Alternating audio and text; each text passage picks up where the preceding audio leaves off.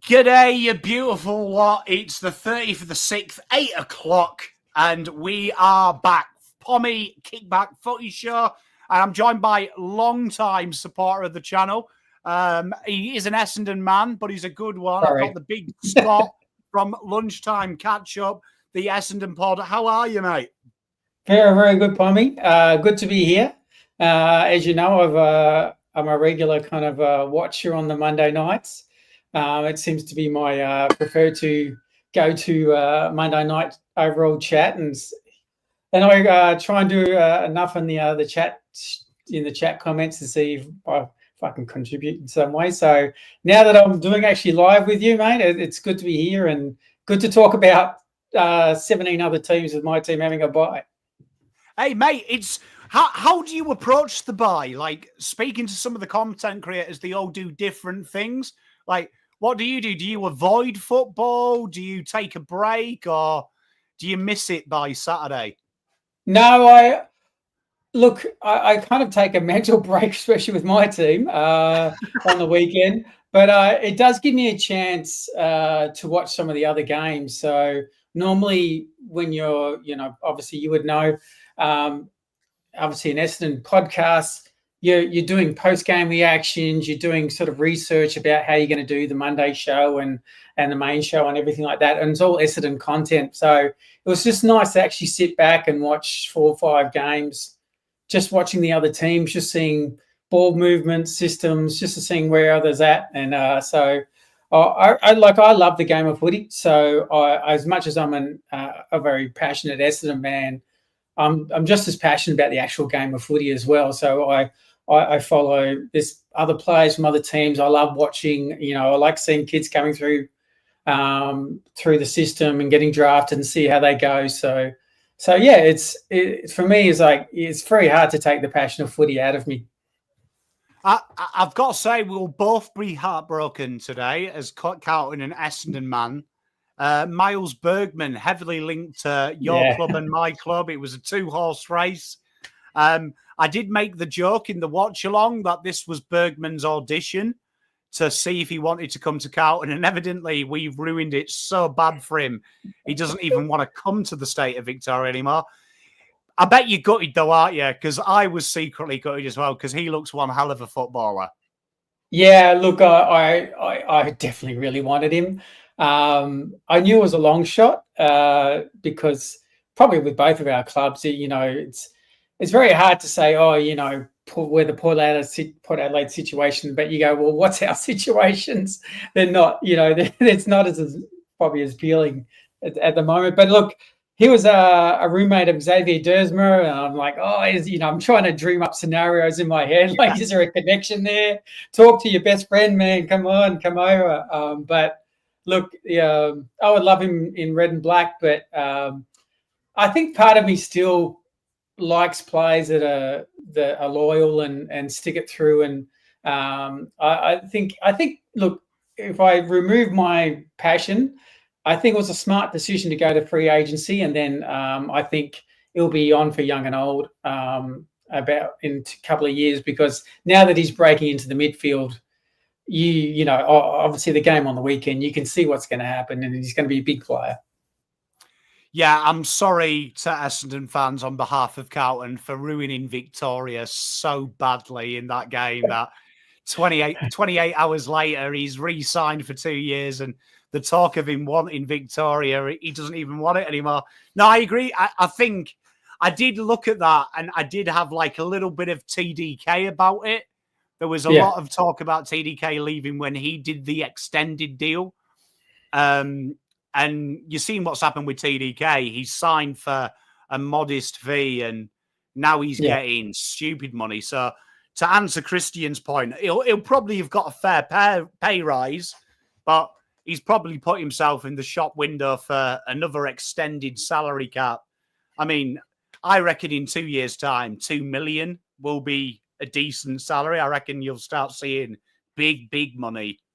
Yeah, and look, if he wanted to reach out to our players for a chat, he'd have to visit the Alfred Hospital just to get an interview, just to understand and ask what the hell's going on. So, but yeah, look, obviously an exciting player coming through, but we would have both loved him at our clubs. There's no doubt about it. You can tell he's about to break through. Yeah, well, I mean, you guys injure players, and we take away their skill. We're like the kryptonite of football. We almost take away their soul at the moment. But what can I ask off the top, Graham Wright? What do you think of that decision? Look, we are a Carlton friendly chat here, so I'm really excited. I am concerned though because it's quite open. My list management idol is Graham Wright, and my current Sam Mitchell lookalike is Hayden Skipworth. So there is huge rumours at the minute Carlton are looking at Skipworth as a potential replacement. And knowing Carlton, and we ruin superstars, we've good CVs, I am genuinely worried that we might kill my idol and then kill my protege idol. But having said that, I like the fact that he is the opposite of Cook. I was never a huge Brian Cook man because I don't like people that don't like change. I don't believe in stability unless you are already good. So I didn't like the Cook appointment at the time because I didn't know if he'd be ruthless enough. I'll give Graham Wright one thing. He handed in his notice at the Pies when he didn't get his own way. So if there is any toxicity at Carlton, he is going to be the kind of guy that will know about it. He's not going to go quietly like the rest and be paid. So I am quite excited. My reservation is when I hear Brian Cook staying on until 2026 as a facilitator. I don't like these hand-holding roles. You're either good enough, and I think Graham Wright is good enough to not have someone to liaise with. I think he's at the stage where just give him the keys, listen to what he says, let him do it. But don't make him a messiah. This is what worries me, Scotty. They are making him already to be Chris Judd 2.0, but in the back room. Like, he can only do as much as he's allowed to do.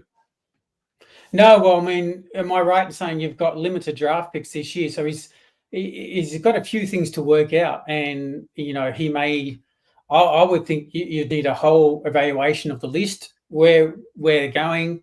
You're going to have to chat with Voss. You know, are we going to put players in their best position for the rest of the year? How are we going to determine what the list is? And make some tough calls if need be, if we need to get back into the draft or we need to trade or free agency. But there's a bit to cover with your club. He's going to earn every cent he's being paid, I tell you, because I'd imagine his list probably, you know, when you start a new job, I don't know, anyone who knows, they've started a new job and they've got like a management role and you do that horrible 4 weeks working with the old guy. And you make some quick mental notes like, I'll change this, we'll change that. But then you actually start working and you realize that that list was just what you could see. There is deep. I'd imagine his list at the minute is like Santa Claus's list. Like, poor guy having to dot them off. Yeah, I mean, first of all, surely not playing injured players would be my message for the rest of the year. Like, how about we actually put out players that are 100% fit and can run the system? I mean, did you heard his comments around Port Melbourne playing Carlton? And then he said that he felt the Carlton youth, the system that they implemented against Port was really, really sound and strong. And for him, he felt like that there had to be some, you know, guys elevated that knew, you know, almost like these guys are playing the system. They should actually be rewarded for it. Yeah, I did hear it. It is fascinating because I don't know if you remember, you probably do, but we used to have the Northern Bull Ants, and there was an agreement with the Bull Ants that they were still separate, but they were part of ours. And there was a lot of conjecture on how we developed players because there was quite a uniqueness. If you go back and watch the Bull Ants under the VFL, you couldn't tell they were Carlton. They played totally different. One thing I've noticed with Luke Power, and I mentioned it in my VFL review 4 weeks ago, there was quite a dramatic change in how they play. Almost like they're not part of Carlton anymore. And I do think part of that comes from it's young footballers now. You've got him, Liam McMahon. but I was a big critic of Liam McMahon, that he was the central target of Carlton when he's not on the list. Because I was when like, he's that's not on the Lemmy. list. Yeah. So I was like, what are the boys learning? They're kicking to a guy that doesn't play ever for the seniors, and they're also using a guy that will never play. So I do think there's an element of that. I agree with him, though. But, I mean, as you know, your VFL team, I've watched a lot of Essendon VFL. Sometimes the exuberance of youth is a wonderful thing, isn't it? Yeah, it is. And, for our situation, in some ways, our mindset's totally changed as fans because we've got no choice but to play youth. So with that comes your common sense mind and say, well, it's going to be a roller coaster. So you're going into games weirdly with the less kind of intensity, if that makes sense. You're going, well, Vigo and Johnson and all these guys, Clark, let's see how they go. You've got no choice, it's weirdly enjoyable almost watching footy, even though you're underdogs and there's unlikely going to be a win at the end of the day, but you're getting these small little wins. You're seeing Angus Clark, pop up in a game. You're seeing Zach Johnson have 26 off half back, and you're seeing even Vigo, 15 disposals last week in his debut. So you're seeing Archer May kick 2 goals and 5 marks and 16 possessions, whatever it is. So you're seeing little pockets. You're going, well, all right, let's get some games into them because they're showing something, and let's see what it takes us. Well, you know what? I'd like to ask you before we start the first segment. And chat, get your answers in. Where do you stand on playing youth? Because I have a theory. Carlton right now statistically need to win every game to play finals. So you can say mathematically you've got as much chance of me doing this show with Taylor Swift next year than it happening. So would you have that mindset that if you are guaranteed not to play finals, at that point, it is about preparing for next season and throwing the kids in, giving them 4-5, results kind of take a second place, and really getting a good look at what the start in 22 is? Is that when you guys would do it, or do you still think play the best team, try and grind the results out?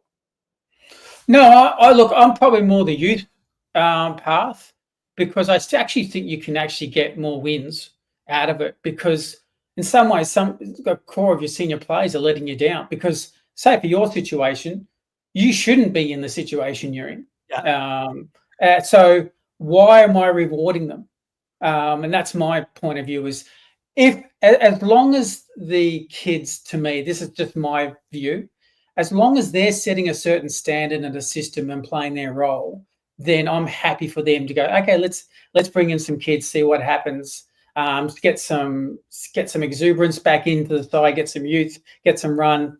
But I'm just hesitant sometimes. I think this is even with sometimes Essendon fans can do this as well. They go, oh, throw on this kid. And you're like, well, he had like 6 possessions in the VFL. He didn't do it. Well, let's not throw in guys that actually need development. It's still a development, I believe anyway, a development league for the AFL clubs.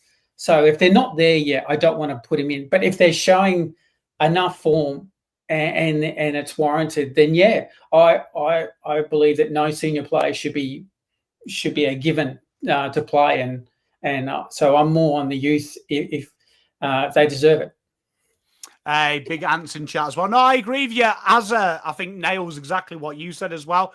Like, I think if you're showing the signs, I'm with you at this stage. My bugbear, and it always is, I watch way too much State League football. And I don't think any other club does what we do, but we have a habit of bringing in players like Billy Wilson, who are exciting halfbacks, but then playing them in the seniors as a lockdown defender, which they've never done. And that is one of my bugbears, because I'm like, if you're getting a job based on this, and then coming into the seniors, you're obviously going to get dropped because it's not what you've practiced for 12, 14 weeks. And yeah, it's a fascinating thing. I'm with you, though. I think if finals are out of the equation and you've got kids who are stepping up, you might as well get a look. So I always think as well, from a list management position, thinking of Graham Wright or thinking of Rosas at your place, with all these injuries, he may have said, oh, right, I need to draft another key forward. Yeah. If you throw in a kid and give him 6 to 8 games, he might show something that Roses is like, oh, you know what? Maybe this guy can do it. And maybe that's the second pick or the third pick. And maybe the priority is a rambustious midfielder or something. I think there's also that element that how many times have we seen in the VFL players be shit, but then go to AFL and be dominant and vice versa. I've seen so many AFL players who are solid go into the VFL and look rubbish, but be very good AFL players. But I've also seen Gary Ablett Jr. in the VFL, and he turns into Nathan Ablett in the seniors. No, exactly. I mean, for us, a guy like Archie May, who we picked up in the mid-season draft, has a massive physique. He's 20 years old. We put him in the second week, basically. And I watched that first VFL game he played. I knew straight away. Like I watched 2 quarters. I went, oh, this kid's got it. This kid's got it. And I reckon they probably thought the same thing. And they put him in straight away. And look, for him to have 2 goals and 14 or 15 disposals and 6 marks, but we only have 34 inside 50s. I think, there is really something there. And so they're the nuggets that I love. And that's what you go into a preseason with a bit more hope, and you go, well, okay, we get the beauty for Essendon, I think, with Matt Rosa. One, he's going to have full IP of understanding where his list is at, because 40 players have played this year. And so he's going to have a great idea of, okay, I know where my whole list is at. Where's my lack of balance? I mean, I still think our midfield's got very little balance. So I've got all these information, and I've got a whole lot of youth going into a preseason with probably 6 or 8 games under their belt, going, oh, hey, I think I belong, and that's how they're going to train over the preseason. So, if I'm the Blues, I'm putting in 3 or 4 guys. And I think it's a bit of a message to the guys who have underperformed as well. If they're not going to do the system, they're not going to play their role, then why reward them? I couldn't agree more. You know what, Double Dummy, the best analogy ever. Draft an electrician, make him do the plumbing. I totally feel that. I totally feel that. The amount of times I've looked at some of our players, and we definitely hire a professional and ask them to be a handyman.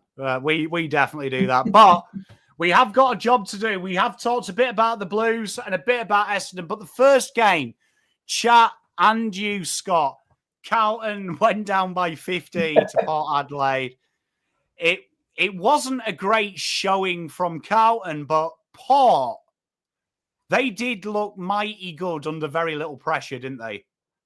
Yeah, look, they were really impressive. And to me, it was the Butters and Bergman kind of show. I thought they were both absolutely brilliant. And I reckon Butters is the kind of guy who still goes underappreciated maybe from us Victorians. I just think he's an absolute gun of a player. His second efforts, his pressure, his intensity, and his skill, and when he's running hard, I just love watching him play. And look, I know Bergman was kind of like the talked about kind of player as far as other clubs approaching, but gee, if you're another club and you had any chance of trying to get Butters out of Port, he would still be my go-to player, because I just think he uses everything: leadership, skill, class, fight. But yeah, I look, they're kind of that Port Adelaide, just one of those teams you're always nervous to play in Adelaide. You don't know which Port Adelaide you're going to get. So you go, are we going to get the hype Port Adelaide because then they're really good, or are we going to get the head case Port Adelaide, and you guys got the hype version? Well, I mean, we did. I mean, it was quite depressing to see at third quarter time Ken Hinckley almost asleep in his chair. Like, I don't think I've ever seen a head coach as relaxed as Ken Hinckley. I've got to say, though, you make a great point about Butters. I feel like Connor Rosie gets all the hype, but I'm with you. Like, when I saw Saints for a 1.7 million at TDK, I was like, Zach Butters, I would be throwing the money at it because I think he is maybe the best player in that draft. Like, as a well-rounded player, I would say he would be redrafted one. No, I totally agree. What did you think of Vossi moving down to the bench? Obviously he's clearly frustrated and trying to create energy. It's just tough with Carlton. It's like, it was almost like if I named Carlton's best, I hardly picked a high-profile player in that squad. It'd be Hewitt or Fantasia, or it'd be other guys like that. And you're like, where are these kind of big-name players? And was it the most disappointing for you that of the stakes of the game, the previous talk during the week, and then to come out that early and then kind of produce that? When the captain comes out quite publicly and says, blame me, blame the players, don't blame the coach, get behind us, gives a call to arms. I know he was sick, but to see how the players responded to that was a little bit disappointing. I'd rather you say nothing. I mean, what you've just said there, I think, symbolises why Carlton are so bad. The guys you've named, George Hewitt, Orazio Fantasia, they're the masters in the execution of the basics, which is why they were the best. I feel like Carlton have a lot of players on that list that can do the spectacular, but the mundane, they don't pay any attention to. And I think that's why Zach Butters is so good. Excellent handballer, excellent kick when he needs to be, understands his position, puts in the second, third efforts, does all the basics very well, which then means when he does something spectacular, it's 10 times better. Feel like Carlton have got a lot of guys that will do the spectacular, but they'll drop an uncontested mark or miss 10 metres in front. So it makes it even more obvious that they're not very good at the basics when they're not even executing the simple things. Yeah. And for me, I don't know if you agree with this, but they've been so Curnow-centric on occasions this year that they've got to work out a way around it. Like they need their Gunston, they need their second, third tier as different options and different separation from the forwards and creating space and creating dummy leads. And there just doesn't seem to be that. I don't know if the word's trickery, but just that kind of system that sophisticated forward lines from the good teams have. Yeah, it's very caveman, isn't it? You get ball, kick to tall guy. Yeah. And it doesn't really help him. And yeah, he's having an off year. There's no doubt about that. But I genuinely think also that the system hasn't helped him. The way the ball's coming down. Obviously, it's been a lot of long bombing for most of the year. It feels like, anyway. Me watching on as a non-fan, but and I can relate to it because it happens to my team as well. But it's very frustrating because Curnow should be, to me, top 2 or 3 at least in the Coleman every year, because I'm such a believer in his talent that I go, this is Voss has to almost take a look at himself to go, why haven't I got the best out of this guy? What's happening with our system that this guy is not performing at this level how we should, and why aren't we getting separation from his opponents or creating blocks or anything like that? I agree with you. I agree, and I think you're starting to see as well a little bit of the enthusiasm die in himself, a little bit of frustration. Yeah. He's never been a strong defensive player, but my concern is he doesn't even look excited about kicking goals anymore. Like I described him the other day as he looks like one of the teenagers at McDonald's at 1 a.m. on a Friday. Like they're there for the summer. They don't want to be there though right now. They'd rather be anywhere else. So yeah, it's going to be interesting. It's going to be interesting how they try and find that love and affection. And I agree with Steve. He is playing like a man that is sick of the midfield group, to be fair. And yeah, it's once it goes, it is. But I mean, do we think Port Adelaide here, do they deserve to go up in these rankings? Chat and you, Scott, would you I'd probably put them above North. Would I put them above Saints? Definitely above North. Look, I actually think they're playing half decent footy the last 3 or 4 weeks. So, I'm actually tempted to put them above the Saints.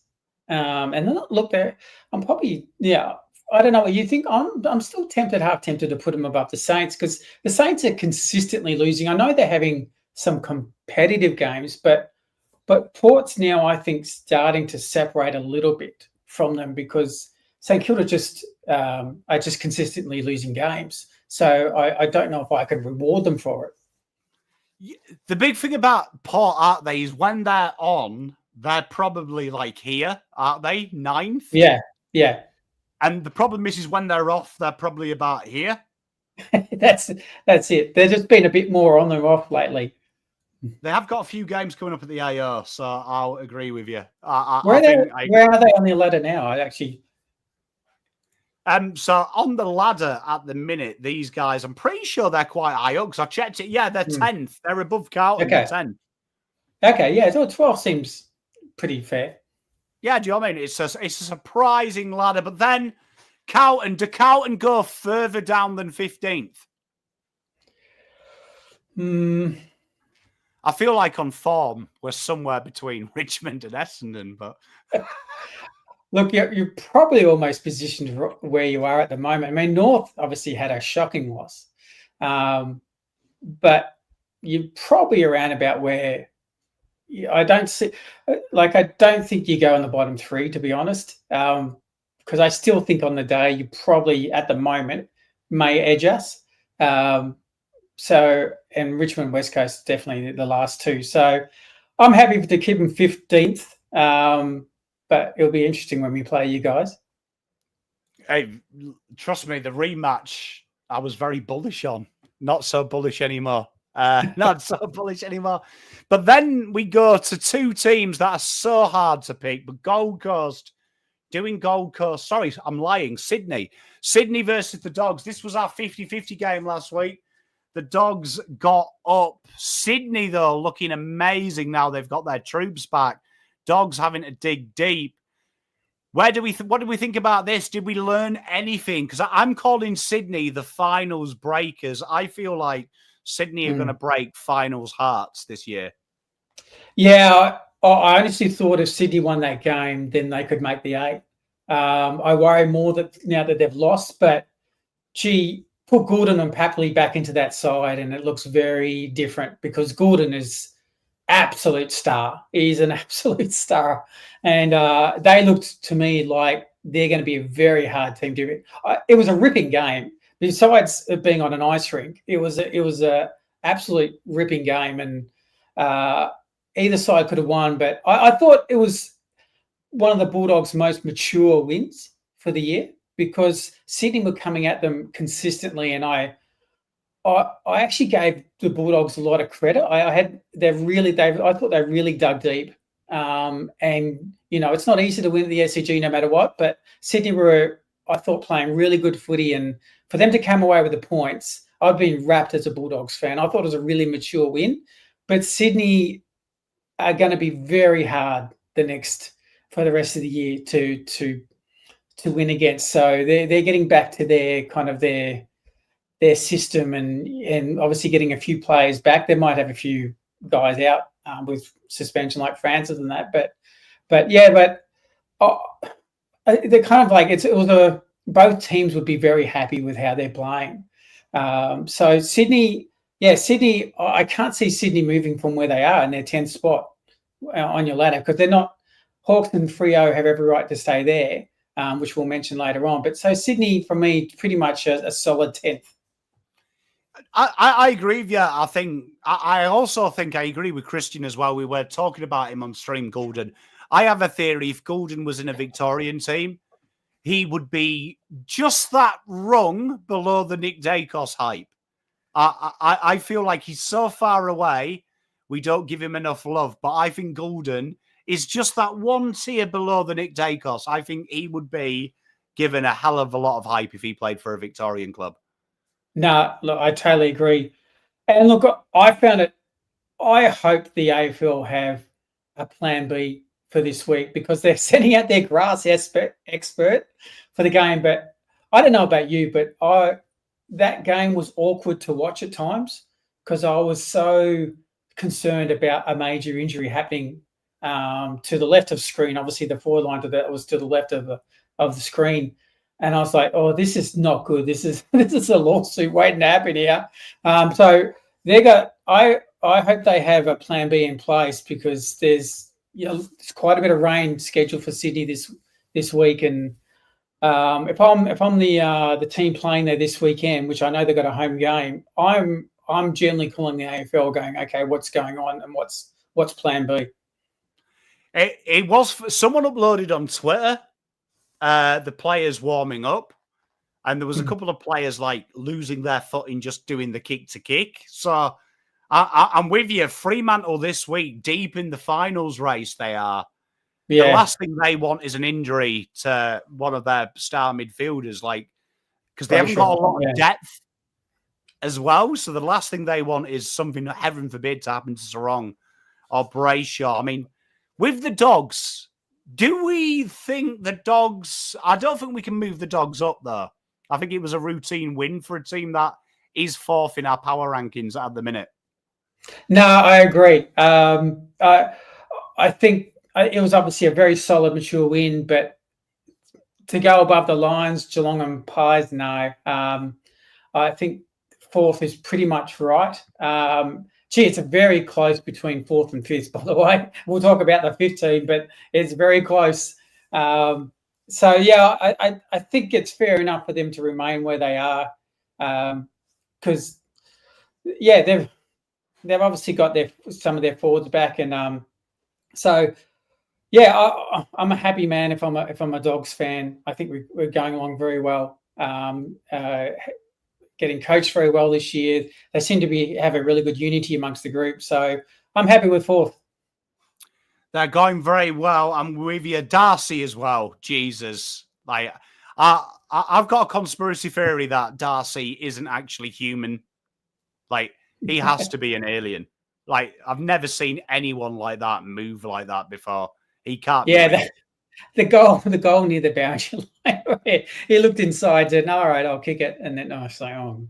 You get all them QAnon people and stuff talking about lizard people and reptilian species. Look at Darcy. You're telling me there isn't a master race out there? It's not normal. It's not normal.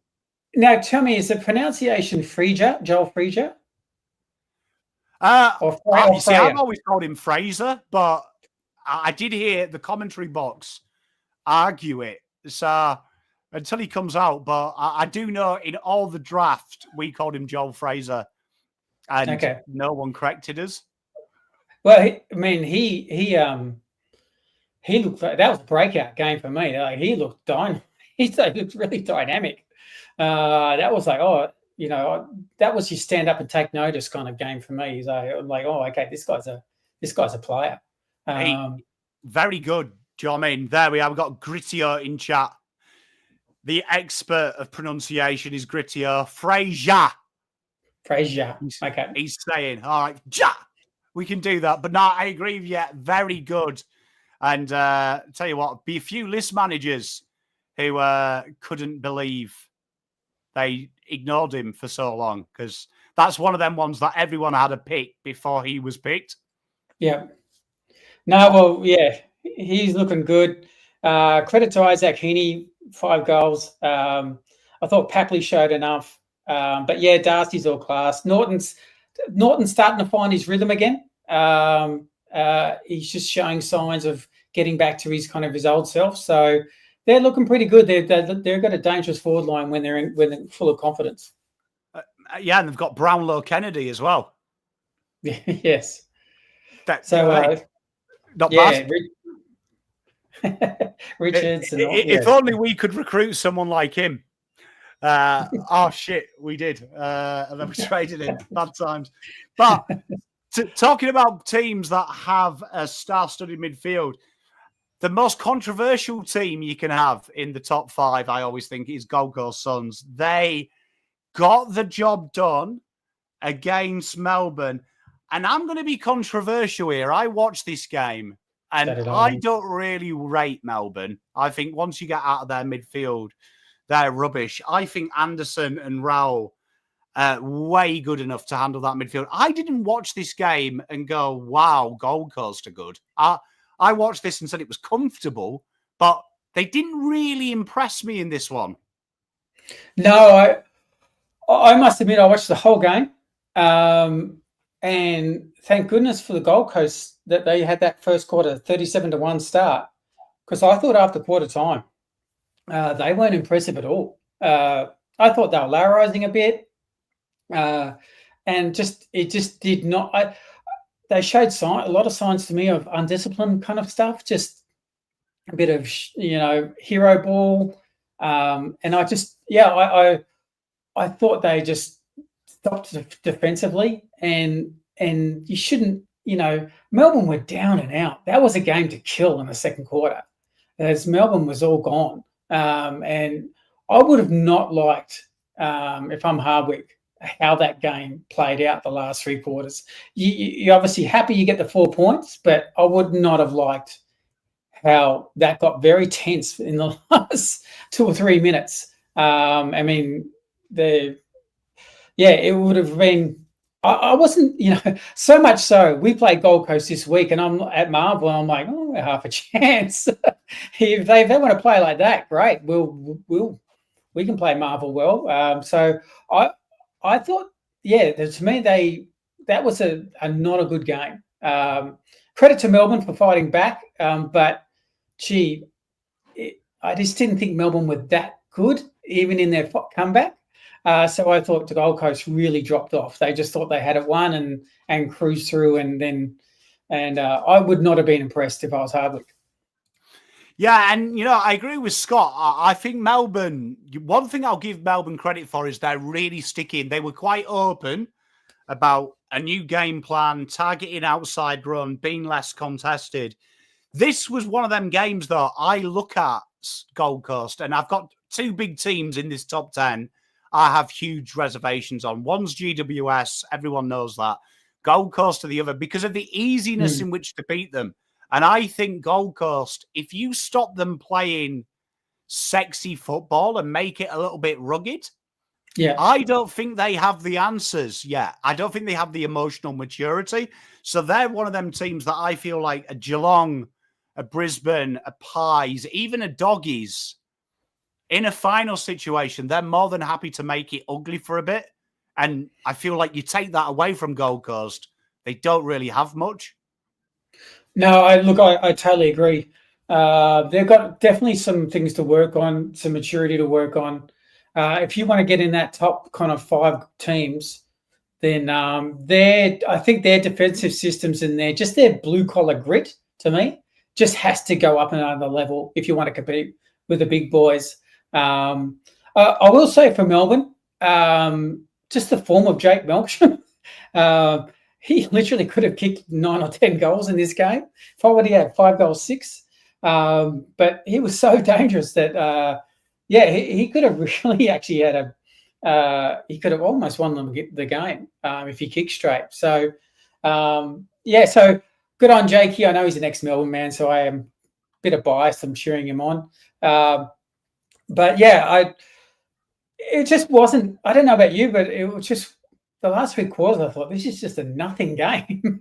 It's like the D's are coming back and they're getting their system going again, but it just seemed like it was, I don't know, it was just a strange game for me to watch. I just went, both coaches would be going, either what happened in the first quarter or what happened in the second half. It was unconvincing all around. Yeah, you know what? It's funny. Good mate of mine, Big Col, he's a massive Demons fan. And he texts me after quarter time going, classic Demons. We make Keziah Pickett a millionaire. He's had 2 touches, done fuck all. And when he turned it on back end of the second quarter, started to play his great football, linking up with Melksham, I was like, hang about. Pickett and Melksham might bring you home here. So it is amazing. I mean, let's talk about it. Gold Coast, I don't think they can move up. But Melbourne, are we going to do the first thing ever and just leave these guys untouched? Oh, maybe it's controversial, but like Melbourne are 14th. They've only won 5 games. At some point, I just think Port's playing a better brand of footy to win games.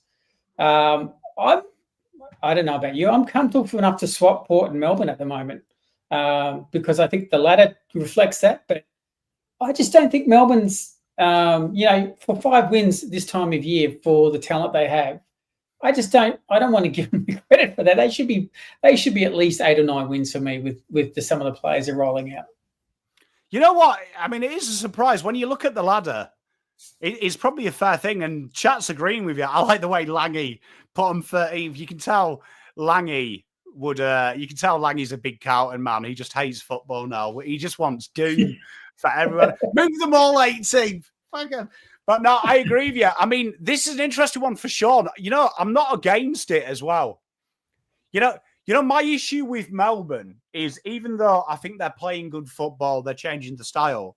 I think what it really exposes is their back line is horrendous, and so is their forward line. They've just got sexy midfield. That's really rambustious and hard.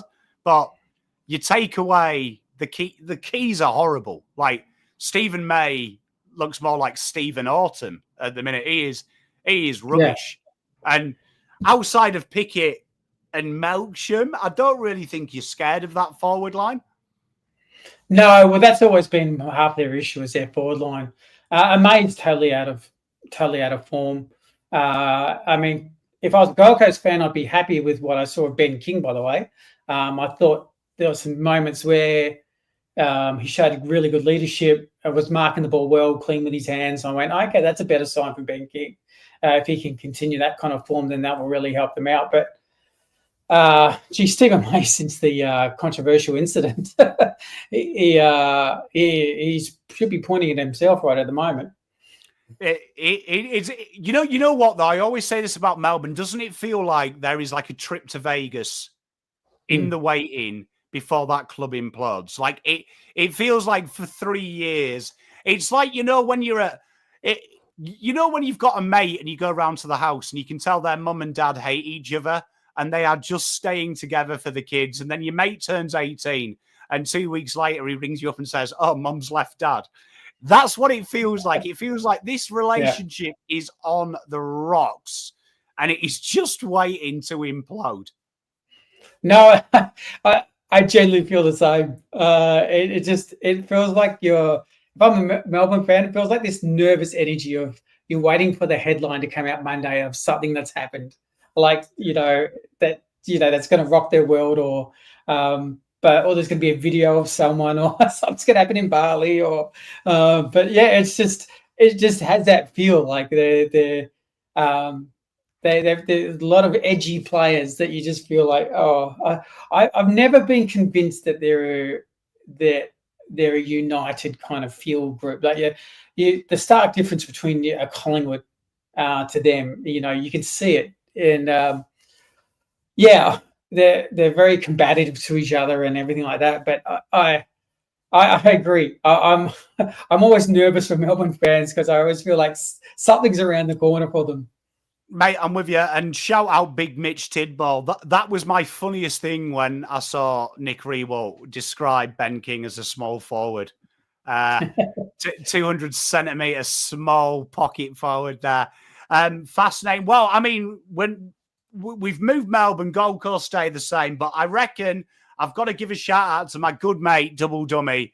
I have been harsh on Hawthorn all year, even though in the pre-season I was quite complimentary, but fair play to them. They went to Launceston, a very bullish North Melbourne. They were very confident to challenge.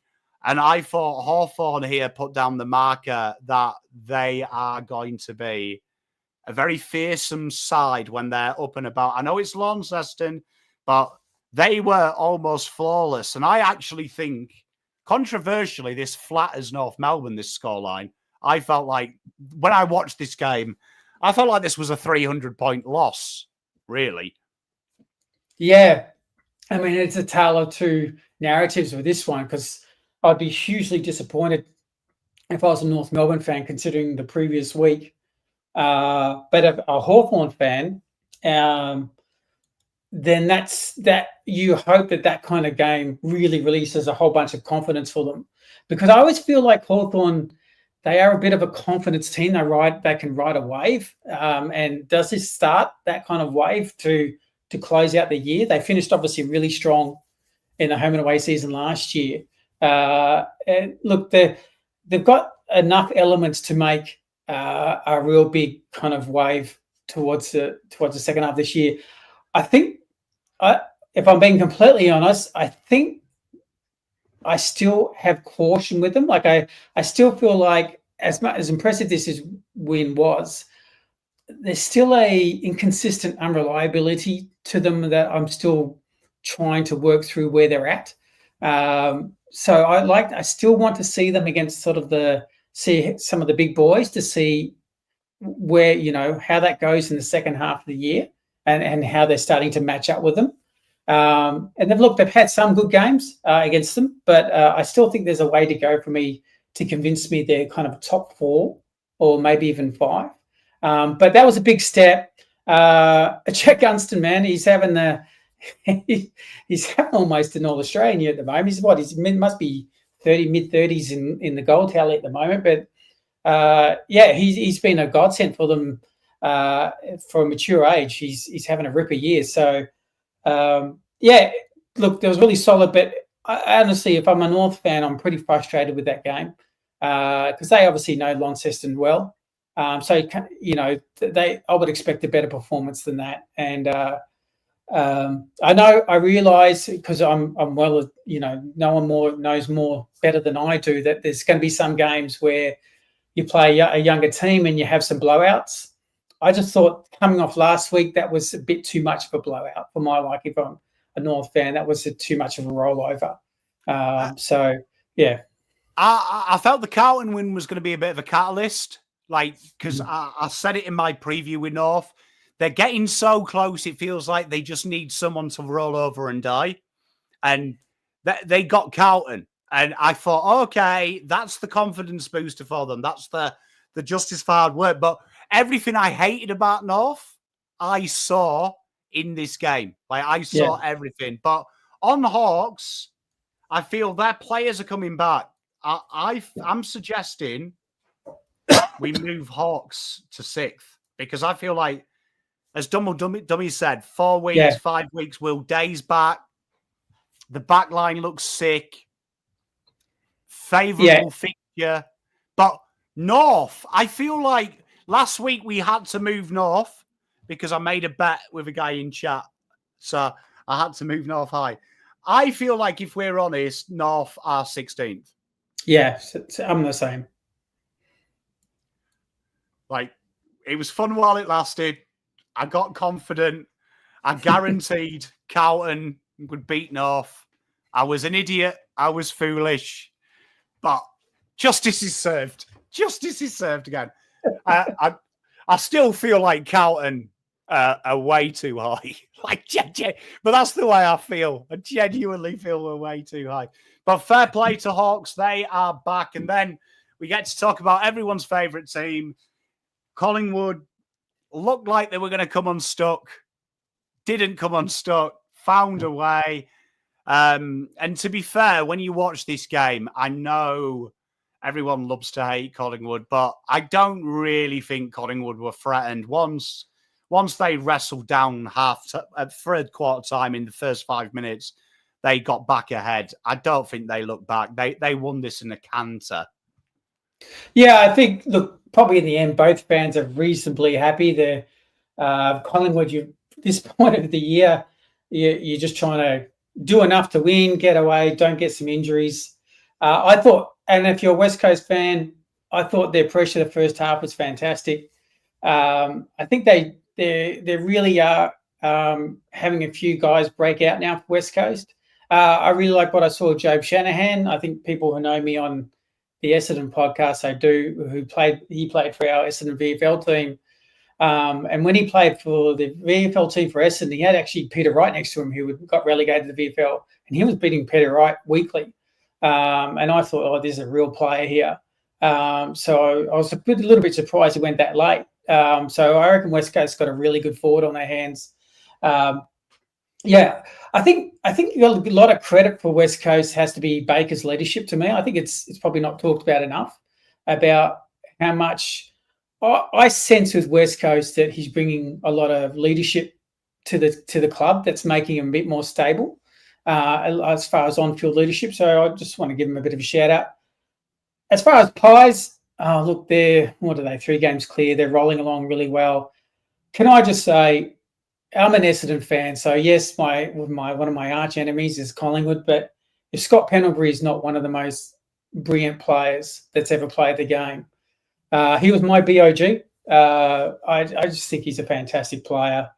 Represents their club so amazingly well. It's painful for me to praise Collingwood, but yeah, he's just a joy to watch. He was just brilliant. And I thought his leadership in that game was, I know Nick Dacos gets a lot of plaudits, but I thought he was BOG. I thought he was the difference in the game. Yeah, they've got a lot of guys that are just so reliable. And I think, I will say this, I'm with you. I find it hard to be nice to them. And like Mitch says, they haven't rolled sides, but they seem to win that happy margin of 4 goals, which I always say 4 goals is comfortable. Is comfortable, but I also look at it this way: Frampton is a huge out for them, for their back line. Bo McQuarrie is their engine starter, and Bobby Hill. And I agree with Wolfie as well. They were very tall for weirdly in this game, and I think it affected them. But I don't think they were worried.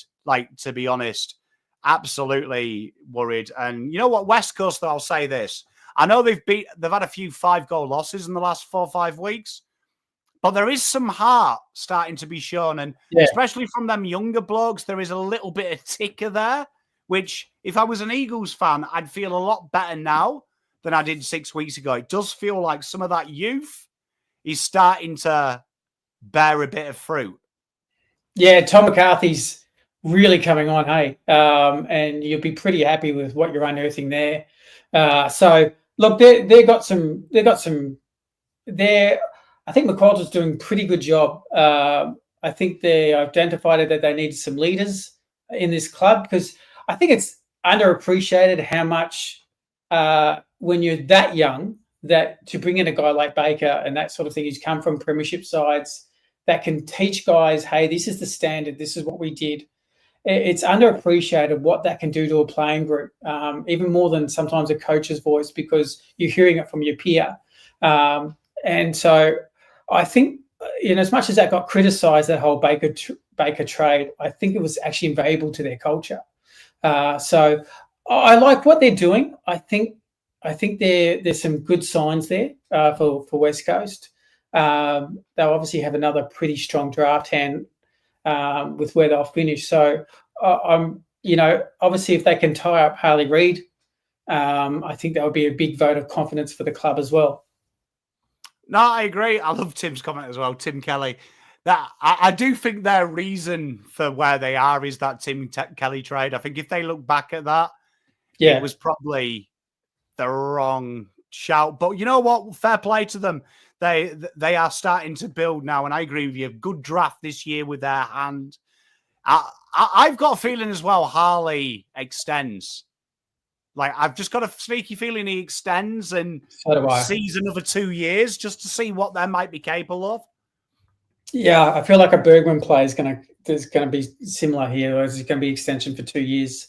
And just give them a chance to see where they'll go, because it can change quite quickly. They have a good draft this year, going next year and go hard at players.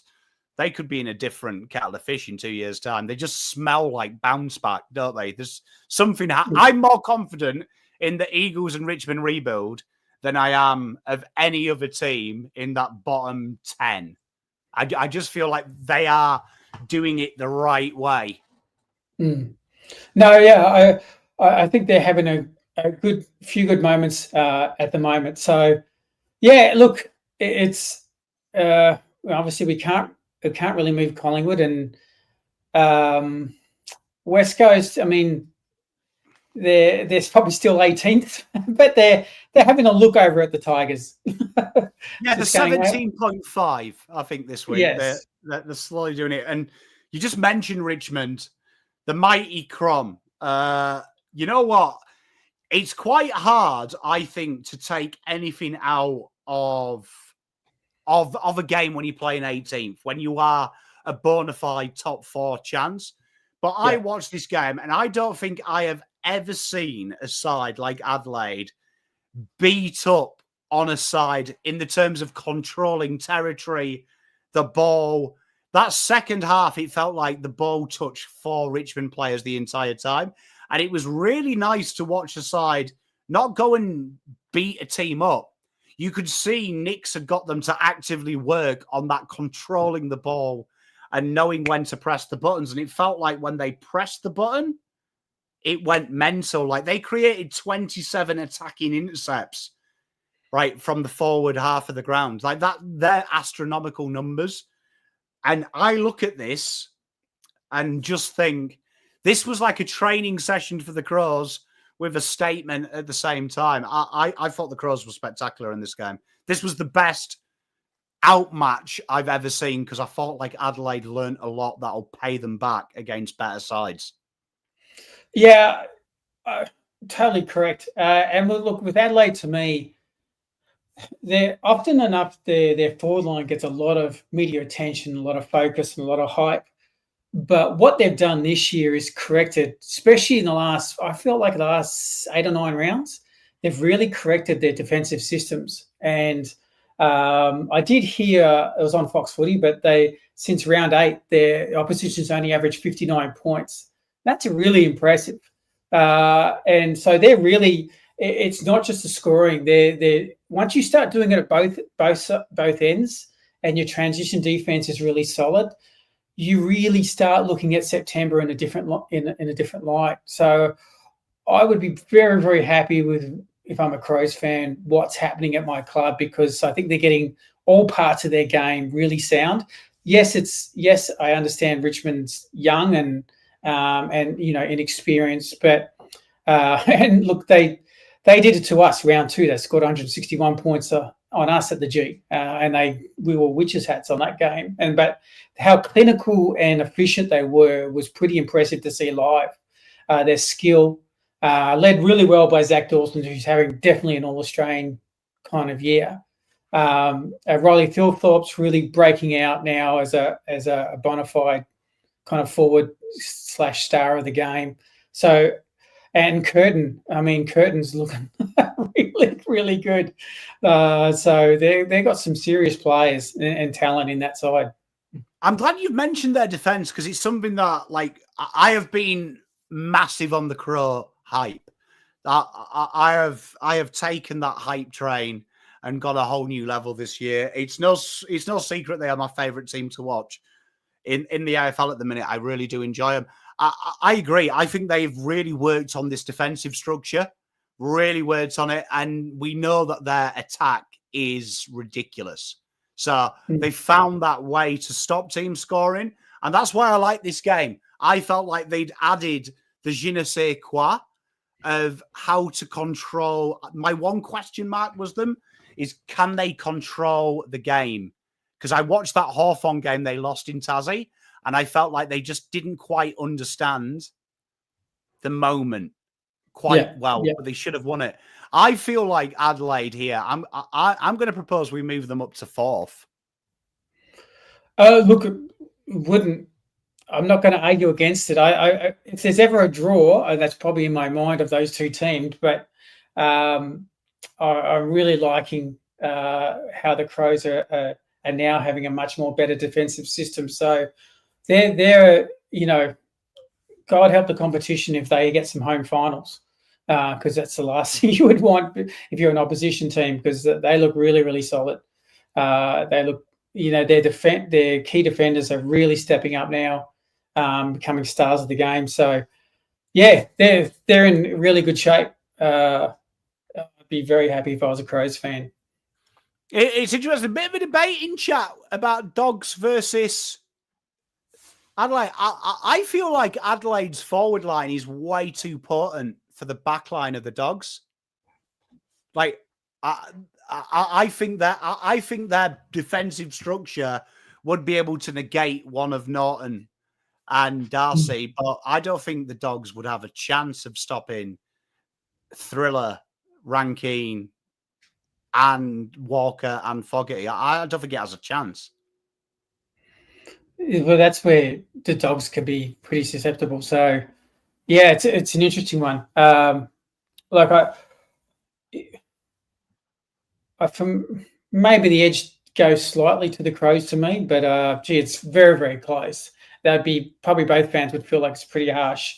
But the Crows are really impressive at the moment to me. So, and look, if I'm a Richmond fan, I don't know about you, but and sorry, Richmond fans, if you're on the line, but I would be annoyed with Tom Lynch in that game because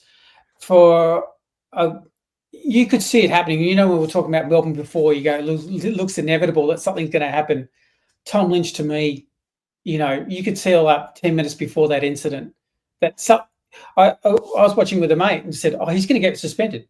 There's a report coming any moment now," because you could tell with his body language. And I would have been really frustrated if I was a Richmond fan. Go, man, you got to show better leadership than that with some youngsters around, because they showed the vision tonight of the so-called, you know, tight defence on him and scrapping. It was basic defensive play. You know, his defender was just doing standard defensive work. He wasn't holding his jumpers, and you know, it wasn't really anything crazy. Like, that was just a complete overreaction of a guy who wasn't playing well. But yeah, it's gone straight to the tribunal as of tonight. So I reckon he's probably got a holiday for about 4 weeks. You see, that's been my issue all year with Richmond, is their kids seem to be more mature than the adults. And that is, like you've mentioned, the Eagles. I feel like the Eagles' experience is an incredibly positive influence. Like you mentioned, Liam Baker, players like that. I feel like they're a positive influence. My issue is Tom Lynch at his age should be setting that standard and that leadership for the young guys to follow. They've got some young key forwards there. And I agree. I think he went out from the unbounce looking to fight. He looked frustrated. And you don't need that in them young kids. Them young kids need to be shown how you beat these guys. So I'm with you. I mean, look, I'm doing it. Look, up the crumb. Up the crumb. Up the crumb. Look, I was saying, don't the Dogs play Adelaide at Marvel in a couple of... I think it's round 18. Well, that will tell you a lot. Look, I'll go on record now. Adelaide 30 by 30. Ooh. The Phil Thorpe will kick that many goals. They'll change the name of the Coleman to the Phil Thorpe Award. How's that? On the night. But great game. I mean, Richmond will keep them 17th. I think their wins early need to keep them. But I do feel like they've run out of sail, haven't they? They look tired. Bless them. No, they look like they're going to have a fairly long rest of the year to me. But yeah, I've seen it before. Like, I've seen it with my team, so I could tell the body language. I went, okay, it's going to be tough for them. But it's going to need some really good coaching to get this group through, because you may need to rotate a few guys in and out just to get some energy. So it'll be interesting how they go. But look, they're obviously, you know, drafted pretty solidly. I think there's enough talent there that they know in 2 or 3 seasons that it's a different ball game. Hey, Gav, if you say Thilthorpe 3 times in a mirror at 3 a.m, I get an erection. How about that? Scott, you know what? I'll do a better deal with you, my pommy mate, right? Tell you what we'll do, we'll have a bet on the Dogs Adelaide game. If I win, right, you've got to buy me a 4-pack of Tetleys from Dan Murphy. So you can do that online and I can do a click and collect. So that's about $20. If Adelaide win, I mean, if the Dogs win, right, I'll give you I'll send these at my expense. I've got some of these navy blue ones being made up as we speak. I've actually got slave labor. I've got an old lady here in Melbourne to embroider, make Carlton great again in a hood, in a hat, woolly hat, and a baseball cap. I'll send you a woolly one and a PommyInOz fleece, PommyInOz huzzy, to keep you warm. So I will be financially out of pocket more. How about that? Do you accept the terms? 4-pack for me, or I'll get you some winter clothes for when the winter hits in the UK. There you are. Take that bet. Right. Look at that. Can't say I don't give. Hey, there you are, Scotty, mate. And tell you what, I would have asked for a 6-pack, but I'm saving 2 for when I fly over to the UK. And you can give me them 2 beers in person. Like, we'll have a beer together. But we finish with Mitch's team, St Kilda. Very impressive. Got the best scoreline of the week, 69. Losing to Fremantle, 81. The story of this is Tyree having 14 spoils. Absolutely insane. But I watched this game intently. My Mrs. Pom is a huge, huge, huge Saints girl. My issue with the Saints is I felt like this game was there for the killing in the start of the fourth. And I felt like they do what they always do and almost arrogantly stop. And Fremantle took advantage. But I feel like this is just exposing Saints' list. I don't feel like they have them 2 points of difference that they need to be a competitive side. I feel like you add Zach Butters to that midfield or a player like Bergman into that midfield. I think Saints win this game 9 times out of 10. Look, I agree. I thought the Saints were at 3/4 time. I went, I think the Saints are going to go ahead and win this because I thought they were looking really strong. But it was. For me, the probably the last quarter came down to the Sean Darcy and Marshall battle, and Darcy really got on top. He was giving premium service to his mids all of a sudden, and it was the difference in the game. I thought actually Darcy was the difference in the game in the last quarter. Even if you look at that last play when it was a goal between, like he just handed it down to their mids, and then they ended up getting it to a goal and winning by 12. But yeah, it was a good game from the Saints, but you felt though it was there for the taking as well. Like Fremantle's still a very young side. It was quite a lot of inexperience. So I always feel like with Fremantle you've got a chance most weeks. And credit to them, for them to be 6th on the ladder. Actually, it's a great thing for them because they're only going to get more experience and stronger. So Freo, credit to them. I thought it was a really mature last quarter, but it was there for the winning for the Saints. Look, obviously with Toru, they unearthed 14 spoils. You can see what you're going to get. He looks like to be a 10-year. He looks like you want to get a long-term contract on his signature pretty quick. Because he looked everything that you and I both saw in the draft. You go, well, this kid's got something. So, I think for them is to keep unearthing those sort of kids. Obviously, Wangani Malira, special player. They got some good talent. They're obviously going hard for the trade period, and then with Bergman news and obviously Matt Rowell news, they may end up having the focus of just trying to keep Wangani Malira at the moment and putting money, or maybe even more money towards that, because everything else is drying up around the league. So, yeah, they got some few things to work out. But look, it was a pretty solid game all around. It was a really enjoyable game to watch. I thought it was pretty even, and just Freo just with a little bit more experience and a bit more, I don't know if the word's class, but just knew what to do in the right moments, key moments in the last quarter seemed to be the difference. But Saints shouldn't go away too unhappy, but it was there for the taking. I look at this game and this was like, sometimes people accuse me of being too positive about the Saints, which I think is unfair, but I agree with you that Fremantle are a young team, but you look at their age of their 23s, there was St Kilda were 2 months younger and the same games played. And I think that tells the picture. I feel like Fremantle get a lot of hype. Like Fremantle are GWS, in my opinion. The media convinces you they're incredibly good. I look at Saints and I felt that Fremantle have already done the hard bit. They've got the stars. They've got that star midfield. They've drafted well. St Kilda haven't quite done that yet. I look at that game and I think you add TDK into that, and TDK will have to play well for 1.7 million. If Max King ever gets fit, which you imagine he will do eventually, like you would, I feel like he's Charlie Kerner. He's going to be injured for 3-4 years, have the surgery, which he's now had. He'll be fine. I think you add a Zach Butters into that midfield, or just a solid midfielder. Yeah, I think you'll see Saints jump into the top 8 in a blink of an eye, because I think their smalls are good. They've got backlines it. Add a ruckman, because my only question mark's Rowan Marshall. I feel like, thank you, babe, he's a forward who rucks.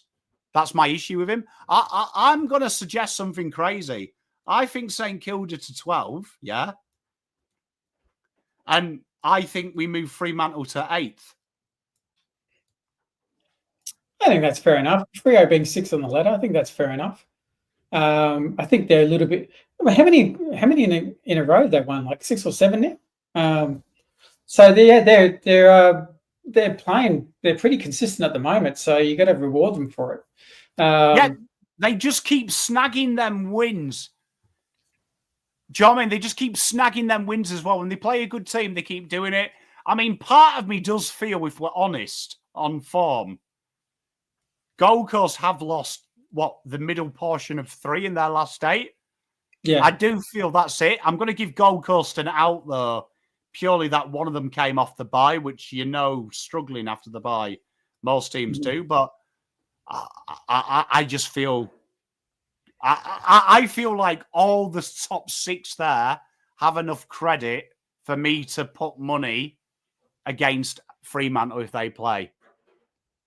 No, I agree. So, yeah, Fremantle's a really interesting team. I'm still trying to work them out. I think both Freo and Saints I still think they need to build up their forward lines a bit. I think with the Saints, I know with the Max King situation, but I still think they need some more medium-sized kind of clever forwards to help them out a bit. I still think sometimes their system doesn't allow them to score as freely as you'd want. So I still think there's areas of the Saints that they're going to have to work on and sort of either through free agency or trade or whatever, or draft, build up a few more, 1 or 2 more forwards that can help Max King. Because you also don't want to get to a point where it's a bit of the Charlie Curnow syndrome where you're just kicking it long. I think you'll need a few more little angles and a few more help. So, but yeah, they've got some good pieces there. Freo, their forward line as well, probably to me is a bit shaky. And I love Paddy Voss. He's obviously come from Essendon. But Paddy Voss does have his moments too. He's not the greatest marking hands. So he's never going to be a contested marking beast. So, look, they've got a few things. I thought Tracy had a really good last quarter, actually really good game for them. And I don't know about you, but I thought Jordan Clark, that was probably one of my favourite games I've actually seen him play. I thought he was exceptional that game. That was a Jordan Clark at his very, very best. So I thought he was almost the difference in the game. Mate, I agree. And, mate, to answer people in the chat, where would I put Carlton on form? I did prepare something for Langy. There you are, look. I've got us just below Tassie Devils, if you see. I took the liberty of adding the Tassie Devils. So there you are. That's what it looks like in a 19-team system. Everyone gets a jump. And there they are. But that is our power rankings, our official ones for the week. Scott, cheers for that, mate. That looks good, though, to be honest. I feel like that is probably a fair reflection. I think so. Yeah, that top 6 to me feels almost pretty solid now, doesn't it? It feels like it's going to be very hard for other teams to get into it. Do you know what I mean? That no one said that. I will say though, big controversial. If, and this is a big if, but I'll do this for Langy and just for the banter with Teresa. If Carlton beat Collingwood, I will consider moving Collingwood off number 1 spot. Hey, that will cheer you all up. But here we are. Guess the player time, and Pies Footy, the new hero of the hour, getting a staggering 8 last week. Could have had more. There was a little bit of a Pom stutter, but I reckon 10 is gainable. From Anthony's great work last week, I feel like we can hit the big time this week. So, Scott, what we do, you've seen it before. You are pretty good in the comments with this, Scott, though, to be fair. So I've got high hopes for you. Because yeah, I wouldn't. People who listen to my podcast know that I joke that I have old age disease because I have that bad thing about where I just suddenly forget names, and I can forget names of well-known players just for 30 seconds ago. So I'm a bit concerned about this one, but we'll see how we go. Hey, mate, easy. You've got chat as well. So always use chat. Chat, as I always say, they are your friend in this because one day I'll get Damien and Double Dummy on the show to do this because I reckon we could get 10 with them guys because they are pretty good at this. They are dirtily good. So on your screen right now should be the minute timer. What we're doing this time is we're doing players who are general forwards, so small forwards, as according to Champs data. So think goal-kicking maestros, very sexy players, nice and easy to just think. Guys who kick goals. If you are a Carlton fan, which player would you pick to have 5 goals against us every week? It's basically that. So I'm ready when you are, Scott. All right, go for it. I'll do my best. Okay, here we go. Okay, this guy's a Collingwood player. He seems to get better with age. He's the best small forward with goals this year. Tattoos everywhere. Yeah, see, this is what I mean. Jamie Elliott. Yeah, well done. This guy is North Melbourne's equivalent. Young player, is probably their best small forward goal kicker. Kicks bags. No.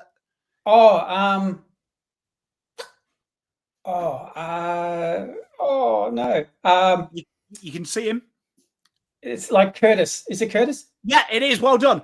This guy is Adelaide's maestro. Probably would rename the Betts Pocket. This guy's his surname is a famous girl in Friends.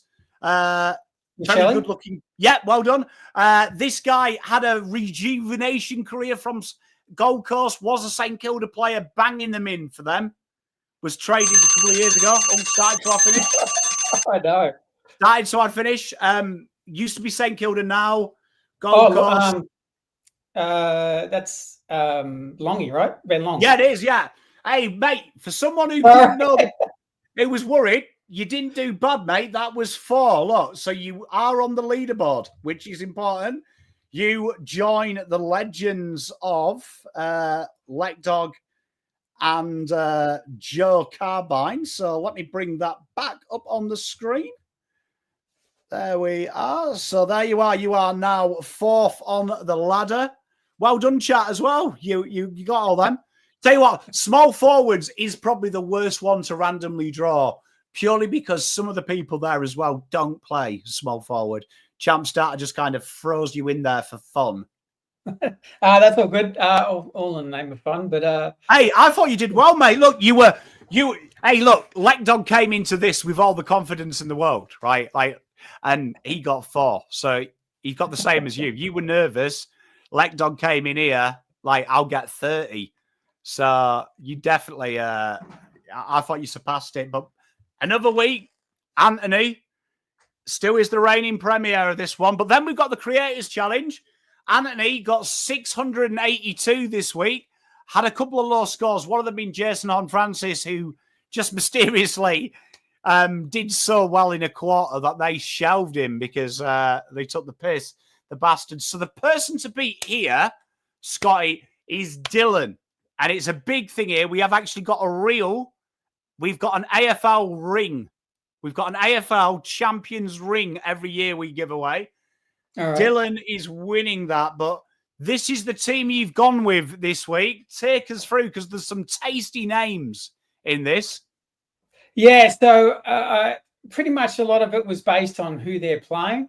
So do I think there could be a bit of and a little bit of historical against that team? So Wangani Malira, I mean, we all know it feels like a bit of a no-brainer, but he's one of my favourite players to watch, so I had to put him in. He's just Mr. Consistency. He is their quarterback. They make sure the ball goes through him, so he's going to get. I think Zorko this week. I'm just reminding who Brisbane play again, but I felt like they would. He, from memory, had around about 28 or 30 previous time last year, so I thought like he could get off the chain. Bailey Smith for the Cats. I mean, he's probably one of the Brownlow favourites. He for me is obviously having a very, very solid year. I actually, funny enough, I actually really wanted him to come to us. I was hoping our club would put their hand up for him to reach out. But yeah, I mean, the Cats have got Tigers, and I just feel like a guy like Smith could really, really sort of just get a plethora of ball. Noah Anderson, that's probably a little bit of a say on us. He's playing Essendon. He touted us up last time at Marvel. Our midfield is a little bit shaky at the moment, so I feel like he could do a bit of a number on us.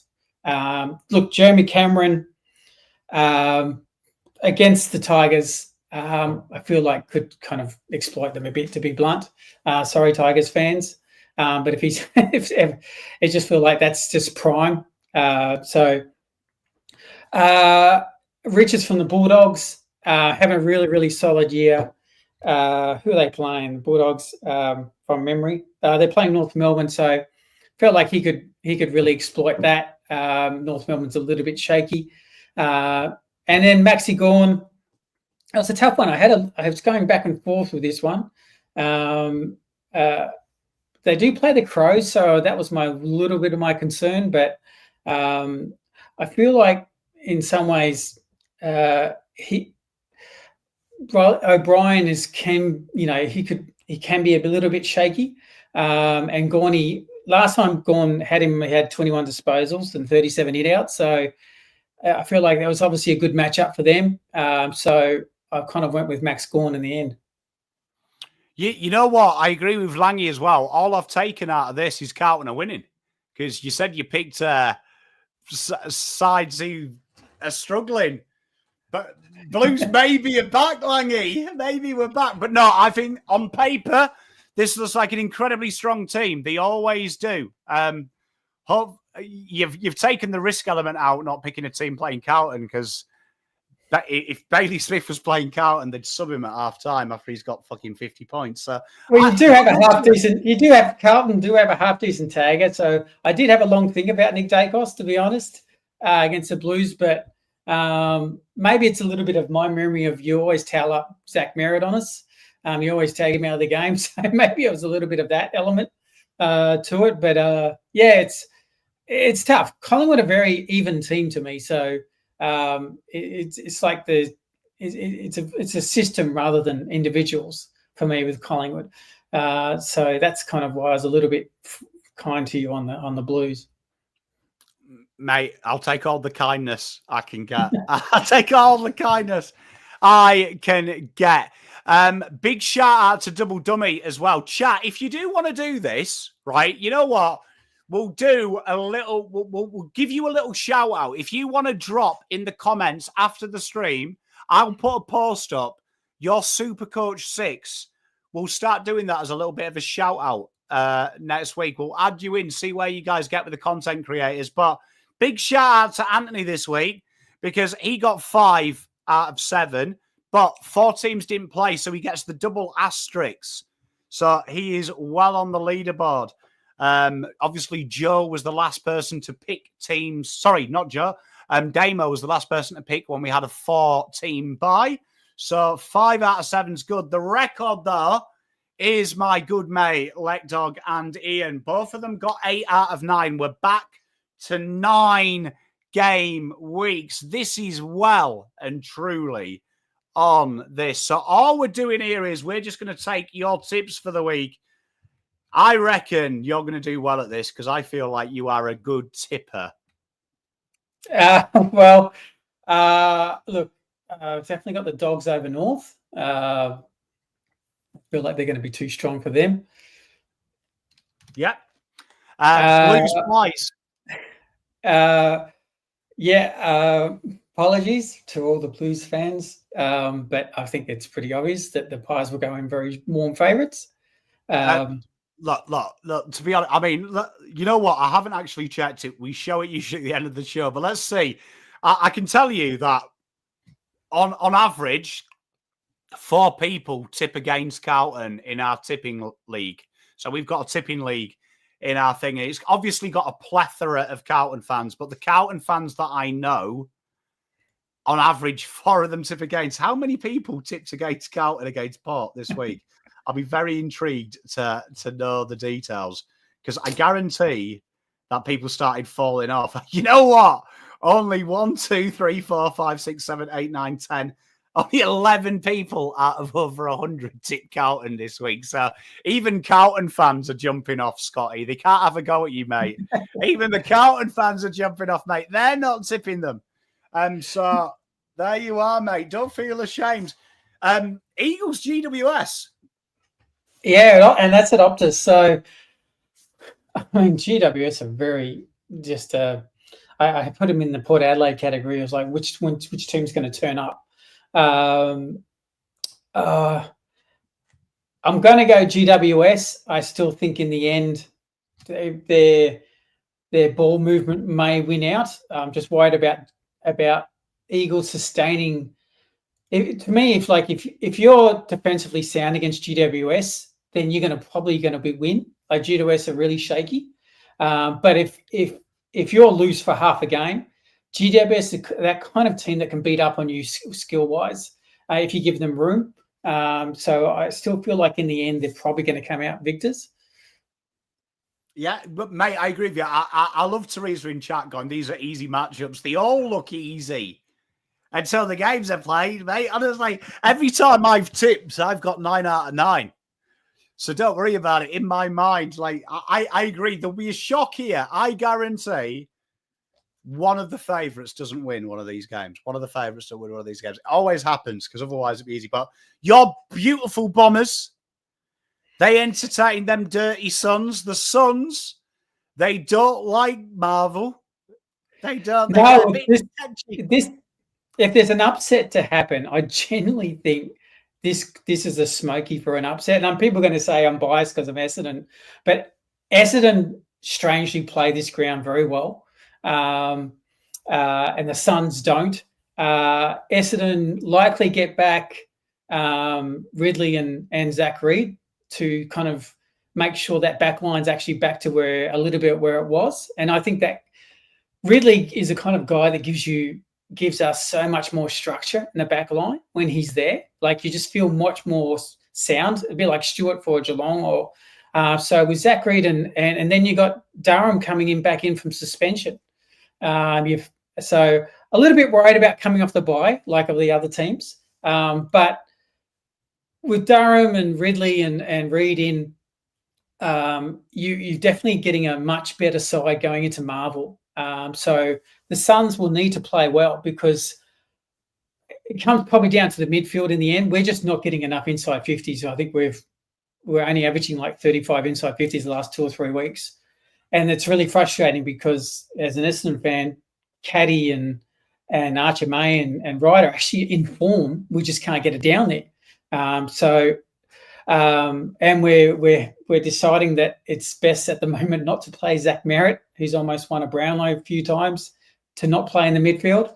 And Martin's not playing in the midfield, so that's interesting. But Darcy Parish injury, we know he's going to be out. I think Durham coming in strengthens our midfield in a weird way. It's a better mix.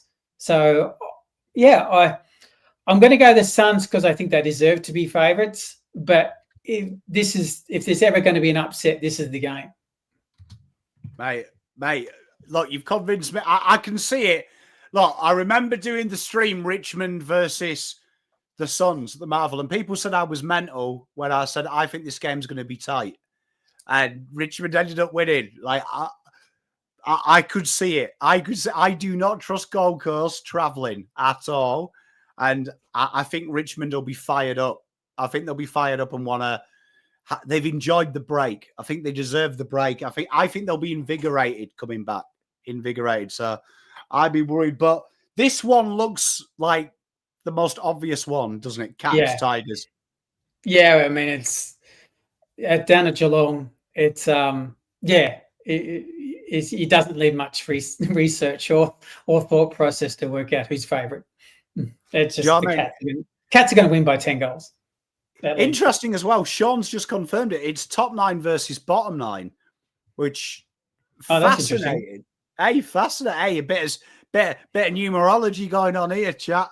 Then the Lions entertain Port. Port, obviously, very confident, tail wag, but they do have to go to the Abattoir, which is more of a petting zoo than an abattoir now, isn't it, really? It's like a petting zoo with really mischievous animals, not really a scary place anymore.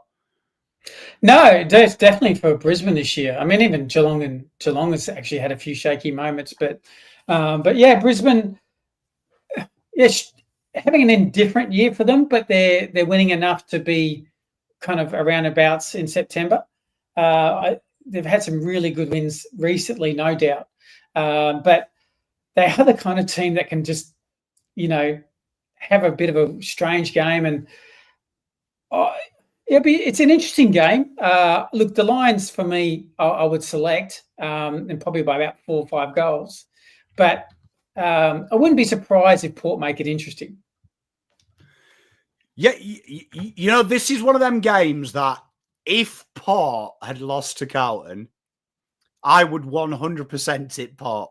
Because I feel like that's the game where just when you think they're going to stab Hinkley and get rid of him, they pull something out of the arse. But I agree with you. I feel like the Lions are deceptively good. But this one is an intriguing one, this. Mm-hmm. Hawks found a bit of form, got an absolute battering, battered North. Against Saints, though, at home Saints. Saints protecting that luscious ground. This is an intriguing one, isn't it? Yeah, really. This is a really big game for the Hawks. How do they come on from that 90-point win against a fairly well drilled team with the Saints, who are pretty sound defensively? So a really intriguing match for me on how the Hawks play this game. Because the Saints, you can tell the Saints are playing fairly decent footy, but just not enough to win the game. And that's kind of, I feel like maybe that's how it's going to roll out at Marvel as well. I do like the Saints at Marvel a lot, but the Hawks in the end should be, to me, that 3-4 goal kind of victory in the end. I agree with you. I feel like the Hawks should win this. This is one of them games that if we see one of them games where Hawks don't quite connect, I feel like Saints could get the jump and make it very uncomfortable for them. So, going to be intriguing because the Hawks should have some confidence. Everyone kick goals pretty much in that team. They should feel comfortable, but be interesting. But this one is, for me, the game I'm excited about. Swans Freo. They did play in round 2, and this was when the Swans snuck it, and people were maybe thinking the Swans could do what the Doggies end up doing, keep winning with injured players. Intriguing, this one, because this is that one where you would lock in Fremantle on form and ladder. But my gut here says the Swans are going to ruin finals, and I think it might start here. Yeah, I must admit, my gut feel says with Gordon back, with Papley back, I kind of feel like they may just get over the top of Freo here. Because I feel like Freo, to me, are just getting by. But credit to them, they're winning, and that's a really good sign of a football team. So that's not a negative. But Swans at Sydney, I just got this funny feeling we've got like a bit of a cliffhanger with the Swans by about 5 points.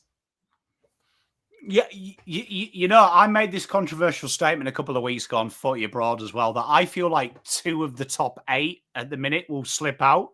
GWS have already slipped out since I said that. I still feel like one more slips out, which is Fremantle. I've just got a feeling that they both don't play football. It would be funny if Gold Coast didn't play football, but I've just got a feeling there is something round the corner when Fremantle... I just feel like Fremantle have got implosion written all over them. Yeah, it's funny. I probably feel a little bit similar. And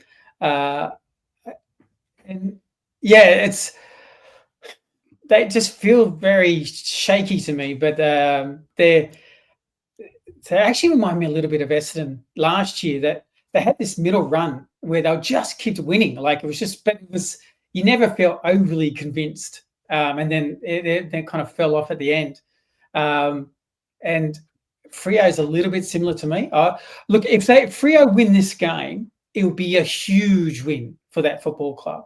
And I know Swans are out of the sort of bottom 9, but I reckon this would be one of their best wins of the year if they can get up and win this, with the Swans having some, proper grand final day kind of players back. And really elite talent with that Goulden and Papley and those sort of guys. And Henny obviously kicking 5, he's back into form. If they can win this game, it'd be a really big statement by Freo that they're maturing pretty well. So I still got my gut feel that the Swans may be just too much at home. It'll be interesting to see how the ground plays, how that affects both teams as well. Yeah, you know what, right? I have a feeling that this is an important week because I feel like top 9 play bottom 9. I feel like Port Adelaide probably could lose one, but I feel like if Port Adelaide win, they're very much in the finals hunt. And my preseason prediction of saying Port are so hard to fucking work out because they'll always be in the 8, even though when they don't deserve to be, might come true. Port might do the unthinkable. But I would say, mathematically, Carlton, Sydney, Essendon have got 1 loss in them. Mm-hmm. But Sydney, I still have a feeling, make the 8, because you look at all their fixtures, I think all but 2 are against sides in the top 8. So just through logic, they keep winning. Eventually, you're going to catch up. And I think this game's important because they win this, they're on 28. Want a goal cut. If Fremantle lose, because they will do if Swans beat them, suddenly that puts them in the purview. Suddenly, you're only 4 wins away, which sounds a lot of Fremantle. But if Fremantle do lose 4 in a row and you win it, you're back there because Freo's next 4 are tough. But Sydney's a must win. I just could see it happening. Call me crazy. No, look, I think it's a really crucial week for Freo and Suns. It's a really big week for them because I always have this theory that those teams that have not often broken through to finals, at this point of year, when you've kind of won that 9 or 10 games and you're thinking in your head, I only need 2 or 3 more to make the finals, every game now has such a big mental approach needed, and you really start understanding that the finals are really close, and wins I find suddenly become very harder for inexperienced teams who aren't used to playing finals, and they're really close and they can overthink about it and everything like that. So I reckon the Suns and Freo are having a really big weeks where they're favourites, but they have to play really well to still win it. Mate, I agree with you. And I think you look at this fixture, let's just say the unthinkable happens. Essendon beat Gold Coast. Next week, they're 2 games behind. So suddenly Sydney are right in the mix. Like they are sniffing, and I guarantee Gold Coast, Fremantle lose this week. There's just that element, isn't there? That element of psychological doubt. Oh my God. Fuck. Yeah. Are we going to stuff it up again? Yeah, do you know what I mean? And Sydney really, I think, are in the best position ever. They're a bit like Carlton in 2023. No one gives them a prayer. So finishing 10th is a win. 9th is a win. But you play in finals. Oh, baby. So I've just got a feeling. I said 2 weeks ago, I thought GWS would leave. I feel like one more team. It's either Fremantle or Gold Coast, but I just feel like it's Fremantle. Don't know. Hey, not a bad place to be, Matt. I want to always live between normal, psychotic, and crazy. I like living in crazy. Crazy's good. Welcome. But final game, Crows Demons, the warm-up game for mine and Scott's bet in chat. Big game this for the Crows. They need a tune-up fight for the big one next week. But who are you tipping here? Look, you got to go. You can't ignore the Crows' form. I think it's even when they've played, even when they've lost to the top teams, it's been so close and so intense that I think they're just solid at the moment. And I don't think the D's are there. Look, I have a cheeky, biased hope that Melbourne lose because we have their first round pick, and I'm quite happy for them to be around the bottom 4 or 5 of the ladder at this time of year because we'll happily take their draft pick. But I think the Crows are just too solid. You can't ignore it. And though I think Melbourne's played half decent footy the last month, I just don't think it's nowhere near good enough to beat the Crows in Adelaide. Mate, I agree with you, and I think this would be huge. This would be a huge round, because, like we say, I think it's make or break for probably all them teams on that 24-point gap. Feel like if you lose this game now, the dream is over. The gap is too far. I feel like Port maybe can afford to lose one more with the way the ladder's gone, but I feel like this week it's like a real 8-pointer. If you've got a bottom, if you've got 5, 6, 7, 8 this week, you have got a real double. It's like a double game. If you can get this 4 points off them, it's like an 8-pointer, isn't it? So I'm with you, and I feel like Crows, this could effectively guarantee their top 4. Yeah, exactly. This is these are the games you should win if you're a Crows fan. And this should really start entrenching them in that top 4. So you got to win the games at home, especially against a team that's fifth. That's fifth last. You got to win those games, and you got to bank those 4 points because that's what the good teams do, and that finish in the top 4 and get some half decent home finals. Mate, couldn't agree more. And we go to the tipping. There is a cash prize for this and some amazing legends. Got 100% last week. We've got ESPL footy tips. We've got MRL, Peter Haywood, Tiger Time, who was in chat. I've seen him around. Andrew Scott. We've got Teresa Morrow. We've got Clara Lenka. Churchy, my main Matt. Oh, did he get 7? No, he didn't. Sorry, I lied. He didn't get 7 this week. Who else? I'm pretty sure. Hey, look, Mrs. Pom. Mrs. Pom with 7. Do you know what I mean? Hey, do you know what I mean? These 7 points, 7 points. And the leader of this so far is ESPN Footy Tips, MRL, Tiger Time, Peter Haywood, all within striking distance. Big Tony there. Hey, if there's any single women in chat, please make yourself known. Don't be shy. I don't bite unless you want me to. Grr. I have a special move. They call me the tickler. Fascinated. You know what? Fair play to you, mate. Hey, you miss 100% of shots you don't take. And you know what? I applaud it. If you are a single woman, though, I probably wouldn't recommend sliding into that DMs. But yes. I am a boy. Scotty, firstly, thank you very much for joining me. I really appreciate your time. Scott is a wonderful podcaster. He does a great little segment with his mates for Essendon Football Club. They're really friendly. They're real good guys as well. For Essendon fans, I'd highly recommend. But I'll put your link in the chat. It is also in the description. But just tell the guys what you do over at Lunchtime Catch-Up Pod. Yeah, so we've been doing it for 8 years now. So we've got a really good, strong fan base from the Essendon, for Essendon diehards.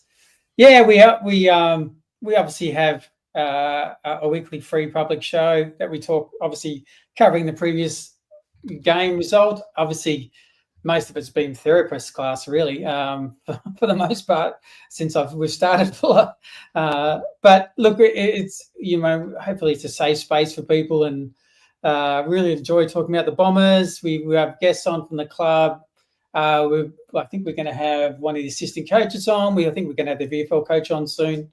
So we get guys, from the club. We've had Redmond on and Ridley on, and I think around about 10 or 12 players on, just in rotation. So, we're diehard Essendon fans. So if you're an Essendon faithful and want to hear us just chat everything Bombers, hopefully it's entertaining for you and you get some information out of it. And the club's been really great at supporting us, and we have a blast. So we like to have fun and just talk about the game and just see where things are going. And so far this year, with a lot of young kids coming through, we've actually really enjoyed the year and talking about it and seeing an actual future come through.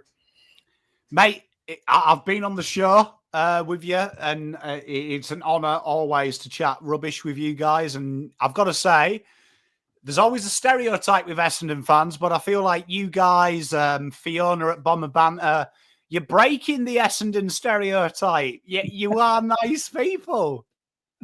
Yeah, look, there's no doubt every fan base has their yes. We know Essendon Carlton fans have definitely got their interesting social media types and with these quite strong opinions. But yeah, look, Bomber Banter's fantastic. Fiona's, I love her new show, and so if you're a Bomber fan, check that out as well. She does her live shows after the games and everything like that. So look, it's a great community. Hopefully, we're changing some people's minds on Essendon fans since the wonderful saga. So look, we're pretty humble at the moment. We know we've got a long way to go. We know we're quite a few years off it from being relevant as far as top 8 kind of stuff, but we're also just enjoying watching a team grow up and just seeing some young talent show some stuff. And so it's fun, and we loved having you on the show, mate. We'll always have you on the show around draft time as well. I know we both have a passion for the draft and seeing some young kids go through, and loved your show today, mate, with how the sort of the South Australia game went, and seeing Mitch Marsh and all them, and seeing all these kids shine, and seeing how the draft goes. So obviously, as an Essendon fan, we've got probably likely 2 top 6 picks coming our way, the way things are shaping. So we're all head down looking at the draft at the moment, which sounds sad, but we are enjoying playing the young 18-year-olds that we picked up and the mid-season drafts. The good old days have been focused on the draft. I remember them. Wow. Now I do it for the love of the game, as I always say. I don't do it for my own club, but we do that. But we'll definitely have a look at that double dummy. That is something that we've got planned for the off season, doing redrafts. It has been suggested quite a bit, and I have got all my draft coursework from 2013, so we can actually compare it to Pom's rankings, which I always think is good fun as well. So we don't have to just go, I always knew this would be good, because there is some mistakes that you make along the way. But as always, Scott, it's always a pleasure talking to you. Those who are watching, make sure you go and give Scott some love over on their channel. He's a great guy. As for PommyInOz fans, what have I got this week? Tomorrow, I make my return to Footy abroad after my week off when I was busy. So you'll see me with the boys tomorrow night. Wednesday, we've got the selection table. You've got a few different videos coming up this week as well. You enjoyed the niche video we did, so we've got another historical AFL statistical fact video this week where we're deep diving to see if that myth is real. We're going to call it Pommy's Mythbusters. Loads of great content coming up. I'll release what games we're doing this week, probably tomorrow when I see what Mrs. Pom's doing. But loads of content, so make sure you look after yourselves, everyone. We'll see you next week. Thank you very much.